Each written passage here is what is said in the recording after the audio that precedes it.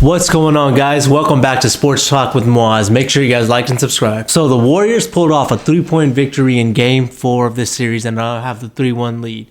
This game was a doozy, guys. The Warriors looked like they were terrible. They did not look like the Warriors the whole first half. They had 38 points in the first half, and no one could hit a bucket. Otto Porter was one of the few people that made a three-pointer in the first half. Clay was struggling. Steph Curry was struggling. Ja Morant was out, obviously. And, I think because of that, the Grizzlies came in with a different defensive style. If you think about the Grizzlies, Ja happens to be their worst defender, right? So when he's not on the court in a situation like this, when the team knows they're not going to play, they can go into the game with a different mentality, right? And I think they try to be physical. I think the Warriors struggled with that early on. Jordan Poole, Steph Curry, I think they had a lot of issues with the physicality. Dillon Brooks was bad, and we'll get to him, but this game was rough. I think one thing that I was noticing is that, the crowd for the Warriors never seemed to get into it. And I think a lot of it had to do with the Warriors not giving them much to do, right? The Warriors weren't not giving them anything, so they couldn't cheer for anything. But this game flipped in the fourth quarter. If you were watching this game like myself, I was frustrated as a Warriors fan. I was like, you're up 2-1.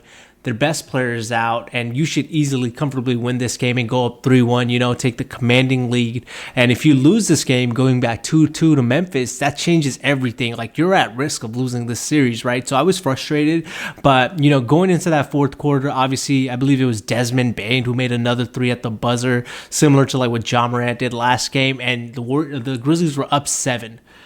So there was a lot of back and forth in the fourth quarter. I think, the Warriors went down 12 at one point, and, someone that was huge, I mentioned them earlier, Otto Porter, he hit 2 big threes that kept the game close and didn't let it get out of hand, and that let the team, get back into it. So Steph Curry obviously took over this game. He had 18 points in the fourth quarter, and I think that was the difference. The Warriors had a guy like Steph Curry, who's an MVP, who can take over the game, can dominate at, and impose his will on this team. And the Grizzlies just didn't have that guy. They were missing Ja Morant. I feel like their offense was pretty stagnant towards the end. They weren't sure of what to do.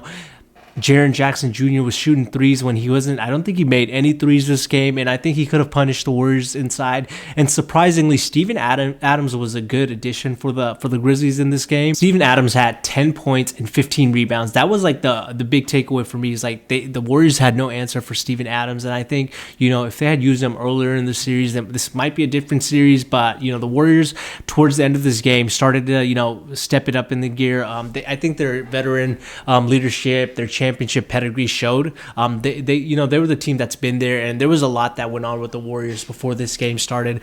Obviously, obviously Steve Kerr missed the game because he got COVID before the game started, and Mike Brown, who was just named head coach of the Kings, was named the head coach. And I mentioned this on my TikTok, but the Warriors have been here before. In 2017, Steve Kerr, he missed 11 games due to a back injury, and Mike Brown was the interim head coach in that time frame, and they went 11-0. Obviously, that team was very different. They had Kevin Durant, and that's probably the best Warriors team there was. So they went 11-0. But Mike Brown has been here. The guys have seen him be in the huddle, so that was like a familiar face for them.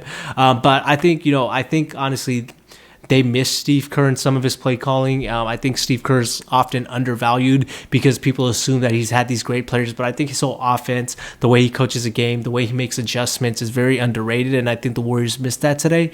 But, this game didn't slip away from the Warriors, and they were able to pull it out. Draymond Green was amazing at the end. He had a great defensive block against Jaren Jackson Jr. I think that shot seemed a little bit rushed, and surprisingly enough, tongue-in-cheek, that's not a surprise. The Memphis Grizzlies head coach Taylor Jenkins called out another thing that there should have been a foul there. Man, just shut up, dude. Just watch the game and stop complaining. Like, I don't want to be rude to the Grizzlies. They're great in what they've done, but you need to stop complaining about the refs. I think, like I was saying last game, that the Grizzlies are starting to make excuses, and I think they're showing they're immature. They're not ready for the moment, and hopefully they can build off this for their future run. But I think the Warriors are the better team, and it was good for them to go up 3-1. I think what the Warriors have to do going into Game 5 when they go back to Memphis, obviously I think Ja probably does end up playing there, and he's not going to be 100% because obviously if he's missing a game, I don't think in 2 days he's just going to be magically back to exactly where he was, so he'll be a little bit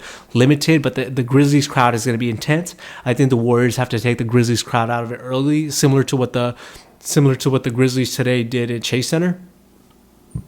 And once that happens, everyone starts stressing, right? When it's an elimination game, everybody's palms are a little extra sweaty because they know that this can be the last game. And then the Grizzlies fans, they start getting stressed. So you can just feel it in a stadium when something like this is happening. So I think it's going to be a close game, that one. I think the Warriors will close it out in 5. I think it'll go down to the end, but I think the Warriors will sort of be able to pick it up. And if it doesn't end in 5, definitely ends in 6. And look, the Warriors should want to close this out just because of how physical of a series it's been, and you want to get some rest before that. You decide to face whoever it is, the Mavericks or the Suns, because that series is tied up at 2, and it looks like it's probably going to go 7. So the Warriors, this was a great win on your end, but I think there's a few things that need to be cleaned up, because the Warriors have had quite a few games this season, this playoffs, where Klay Thompson, especially this series, has been pretty terrible. I think he was 0 of 7, 6 of 20 from the field. You can't do that. Steph Curry overall was 10 of 25. Jordan Poole was 4 of 12. If you want to win a championship, those guys can't shoot like that. Maybe you can have one game like this, a series,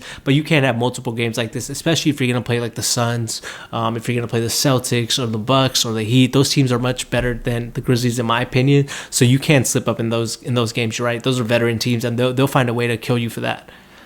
So, guys, thanks for watching. Make sure you guys like, subscribe, and share. I'll be back with another video before Game 5. So let's get it, Dub Nation. Let's finish this series out in 5. Once again, thanks for watching. Make sure you guys like and subscribe.